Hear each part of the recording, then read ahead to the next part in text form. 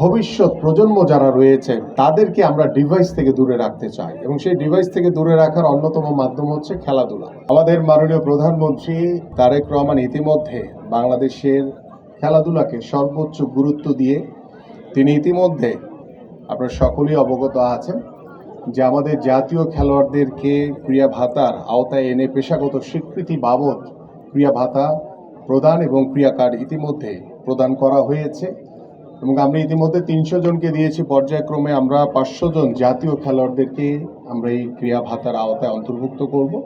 এভাবে আমরা তৃণমূল থেকে খেলোয়াড়দেরকে উৎসাহিত করতে, উজ্জীবিত করতে এবং খেলোয়াড়দেরকে পেশাদারিত্বর ভিতরে অন্তর্ভুক্ত করার জন্য আমরা এই উদ্যোগ গ্রহণ করেছি ইতিমধ্যে। এবং আপনারা জানেন যে গত 2রা মে মাননীয় প্রধানমন্ত্রী তিনি সিলেট থেকে একযোগে সারা বাংলাদেশের 64টি জেলায় 200-র বেশি সার্ভিস ও ফিচারে লেনদেনের সব বিকাশ অ্যাপে সম্ভব।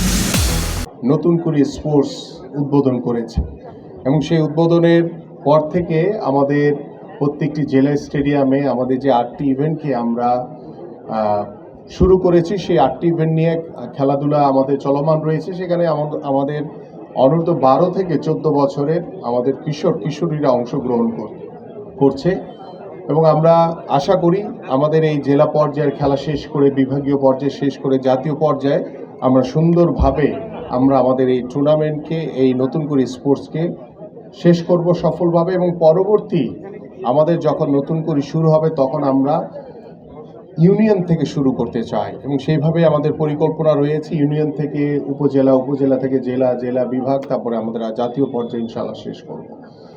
আজকে আমি অত্যন্ত আনন্দিত যে আমরা যে খেলাধুলাকে তৃণমূল পর্যায়ে ছড়িয়ে দিতে চাই এবং সেই তৃণমূল পর্যায়ে ছড়িয়ে দেওয়ার আরেকটি অন্যতম মাধ্যম হচ্ছে আমাদের এই যে বিশ্ববিদ্যালয়ে আমরা যে খেলাধুলার যে আয়োজন করছি, আমরা স্কুল পর্যায়ে যে খেলাধুলার আয়োজন করছি, আমরা কলেজগুলোতে যে খেলাধুলার আয়োজন করছি, এই আয়োজনের মাধ্যমে আমরা দৃঢ়ভাবে বিশ্বাস করি যে আমাদের মাননীয় প্রধানমন্ত্রী যে চিন্তা ভাবনা নিয়ে আগামীর বাংলাদেশে আমরা খেলাধুলাকে সর্বোচ্চ গুরুত্ব দিয়ে আমাদের পারিবারিক যে ব্যবস্থাপনা, আমাদের সামাজিক ব্যবস্থাপনা এবং রাষ্ট্রীয় ব্যবস্থাপনায় আমরা গুণগত পরিবর্তন আনতে চাই এবং সেই গুণগত পরিবর্তনের মাধ্যম হবেন আপনারা যারা এখানে খেলোয়াড় হিসেবে এখানে উপস্থিত হয়েছেন।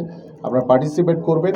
জয় পরাজয় বড় বিষয় না, আমরা অংশগ্রহণ করছি, আমরা আমাদের নিজেদের শারীরিক সুস্থতাকে নিশ্চিত করার চেষ্টা করছি, আমরা মাদক মুক্ত সমাজ গড়তে চাই। বিশেষ করে আমাদের ভবিষ্যৎ প্রজন্ম যারা রয়েছে, বিশেষ করে আমাদের সন্তান সমতুল্য যারা রয়েছে তাদেরকে আমরা ডিভাইস থেকে দূরে রাখতে চাই এবং সেই ডিভাইস থেকে দূরে রাখার অন্যতম মাধ্যম হচ্ছে খেলাধুলা।